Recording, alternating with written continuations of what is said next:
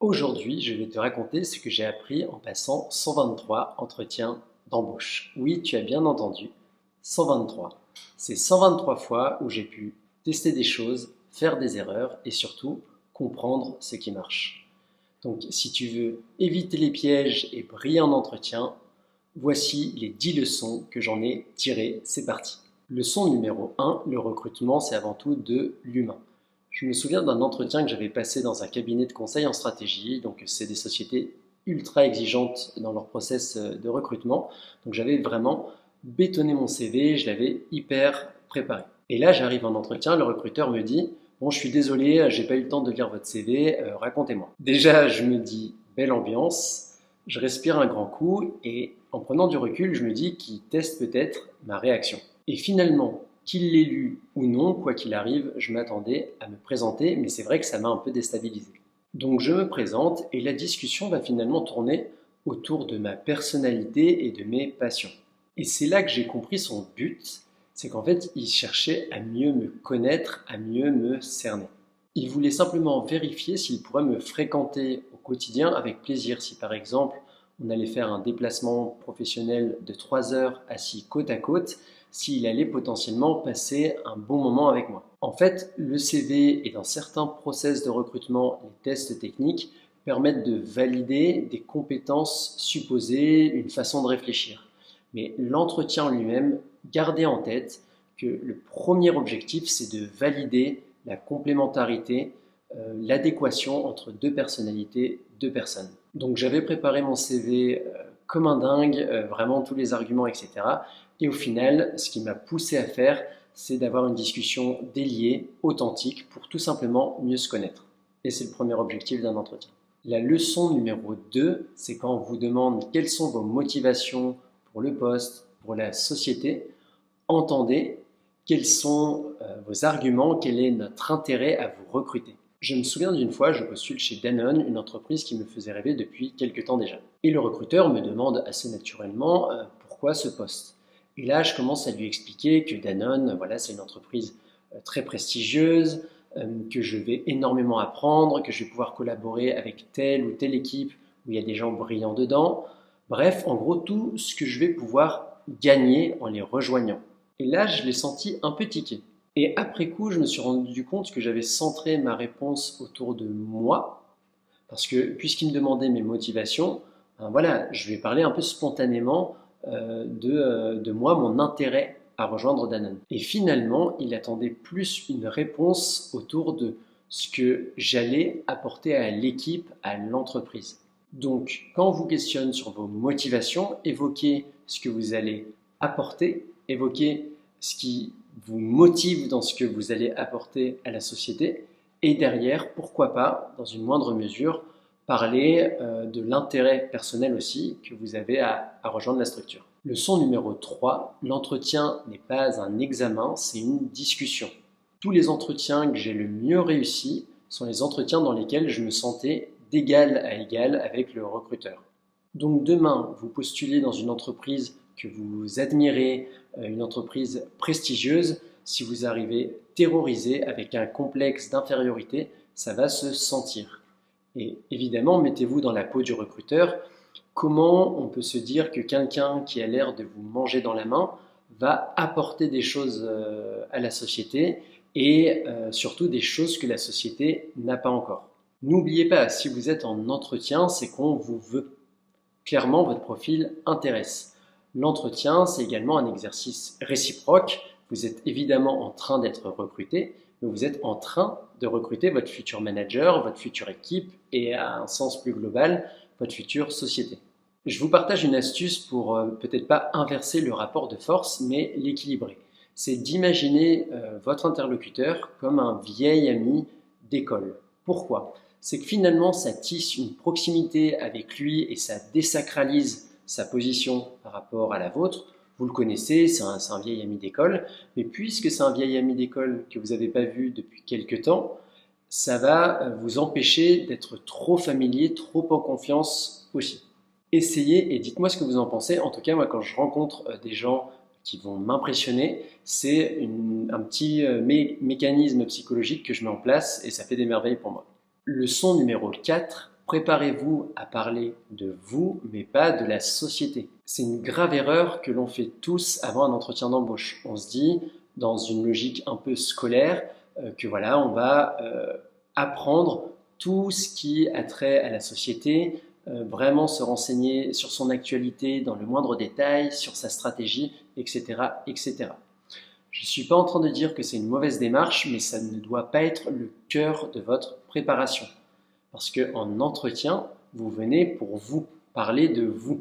Je me souviens d'un entretien où j'avais vraiment hyper préparé ce que je pouvais connaître de la société. Je m'étais vraiment renseigné à fond, j'aurais pu faire un exposé dessus. Et pendant l'entretien, le recruteur m'a posé 0 question sur la société ou l'équipe. 0. J'avais passé des heures à me préparer et à me renseigner pour rien. En revanche, évidemment, il m'a posé des questions sur mon parcours, mes qualités et surtout mes résultats. Et ce que j'avais moins préparé puisque j'avais dédié trop de temps à connaître la société dans le moindre des détails. Leçon numéro 5, l'énergie que vous dégagez compte au moins autant que les mots qui sortent de votre bouche en entretien. Est-ce que vous avez déjà fait un entretien d'embauche fatigué, malade ou préoccupé? Moi, ça m'est déjà arrivé et c'est un fiasco assuré. En fait, l'énergie, ça fait tout. Pour être convaincant, il faut être convaincu. Donc, arriver à un entretien en ayant faim, en ayant envie de briller, en ayant envie de faire vivre la discussion, c'est votre moment, c'est vous la star. Évidemment, sur l'énergie aussi, il ne faut pas déborder d'énergie. Je m'explique, c'est qu'il faut se mettre en accord avec l'énergie de la personne que vous avez en face. Si c'est quelqu'un de très solaire, de très énergique, très dynamique, évidemment, ne vous privez pas. Si c'est quelqu'un qui est un peu plus sur la retenue, dans le calme, qui modère ses gestes, essayez de créer un mimétisme, un effet miroir avec cette personne. Mais en tout cas, il faut qu'on sente votre présence dans la salle d'entretien. Leçon numéro 6, ne soyez pas parfait ou n'essayez pas d'être parfait. Lors d'un entretien que j'avais hyper préparé, j'avais vraiment réponse à tout, j'avais l'impression de maîtriser de A à Z tout ce qui se passait. Et le recruteur le sentait bien d'ailleurs. Et à un moment donné, il me fait une remarque qui m'a un peu déstabilisé, où il me dit « Écoutez, vous avez un profil très intéressant, mais on a du mal à vous cerner. » Et en fait, là, je me suis demandé où est-ce qu'il va en venir. Je réponds à toutes ces questions d'une manière claire et structurée. Quel est le problème? Et en fait, il n'y avait aucune aspérité sur mon profil, sur mon récit. La perfection, elle est ennuyeuse. Ce qu'on recherche, comme je vous le disais dans ma leçon numéro 1, le fait que l'entretien, c'est avant tout quelque chose d'humain, on recherche des humains, pas des robots. Donc la perfection, comme je le disais, est ennuyeuse. Ce qu'on va rechercher, c'est l'authenticité du candidat. N'hésitez pas, évidemment, au moment opportun, à évoquer une galère, un échec et surtout ce que vous en avez tiré, ce que vous en avez appris. Un exemple, vous pouvez dire d'une expérience professionnelle qu'elle vous a beaucoup marqué, qu'elle vous a beaucoup appris. Parce que vous avez connu des débuts difficiles pour telle et telle raison, et derrière, vous avez mis en place telle et telle solution pour rapidement progresser, rapidement vous adapter et avoir des résultats. Ça, c'est une histoire beaucoup plus intéressante qui fait beaucoup plus vibrer. En fait, il faut vraiment s'imaginer comme un conteur d'histoire quasiment, et les échecs, les galères, les défis, c'est les rebondissements qu'on peut voir dans un film. Et c'est ça qui va rendre un film intéressant. Donc le but du jeu, c'est que votre recruteur soit avec son popcorn et vous écoute attentivement comme s'il était au cinéma ou devant Netflix. Leçon numéro 7, la question combien vous êtes payé actuellement équivaut à combien on va vous payer. Et ça, je l'ai appris à mes dépens parce que la première fois qu'un recruteur m'a demandé quel est votre niveau de rémunération aujourd'hui, un peu dans le stress, j'ai répondu de manière sincère en donnant mon niveau de salaire de l'époque. Résultat, je me suis sous-vendu parce que la négociation est partie de mon niveau de salaire de l'époque, alors qu'en fait, j'aurais pu établir une base plus élevée. Donc, donnez toujours la fourchette haute de votre salaire, renseignez-vous dans votre société, dans votre secteur d'activité, ce qui se fait, et partez de cette base pour la négociation. Je vous donne un exemple concret. Mettons que vous gagnez 50 000 euros par an. Donc, si vous répondez que vous gagnez 50 000 euros par an, la négociation va partir de 50 000. Si vous dites 55 000, la négociation va partir de 55 000, puisque le recruteur ne va pas vous recruter déjà pour moins de 55 000, et il y a de fortes chances qu'il ne vous donne pas exactement le même niveau de salaire.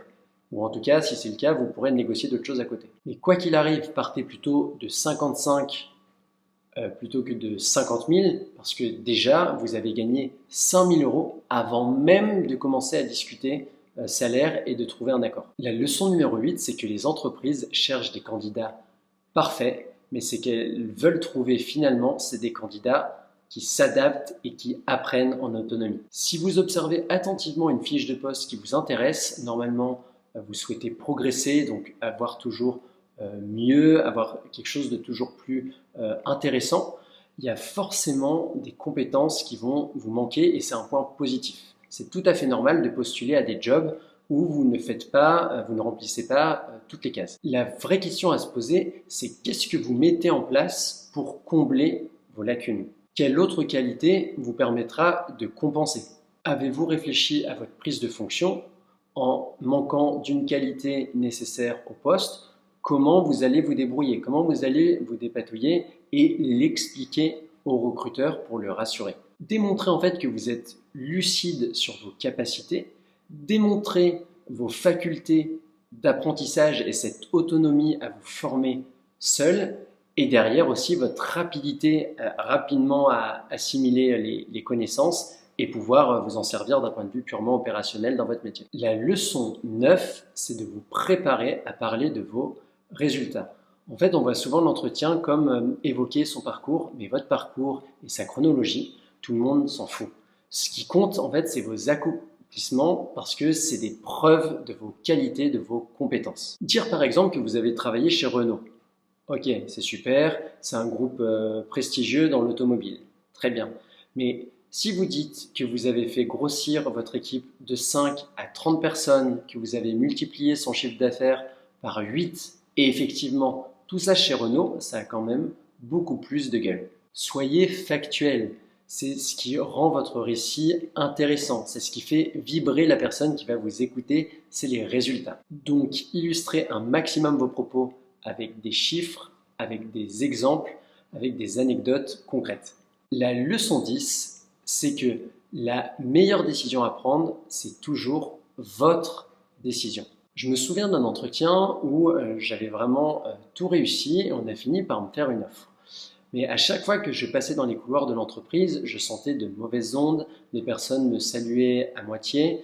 Le manager qui m'avait reçu en entretien m'avait interrompu plusieurs fois, sans vergogne, voilà, ça lui posait aucun problème. Et j'ai fini par refuser l'offre. J'ai appris par la suite que je remplaçais en fait quelqu'un parti en burn-out et que là, ils étaient dans l'urgence de recruter quelqu'un d'autre à ce poste. Et vous savez quoi? 2 mois plus tard, j'ai trouvé un job qui me correspondait vraiment et si j'avais dit oui à la première offre, je serais passé à côté de ce super boulot. La moralité, c'est que si vous sentez que quelque chose n'est pas fait pour vous, refusez-le.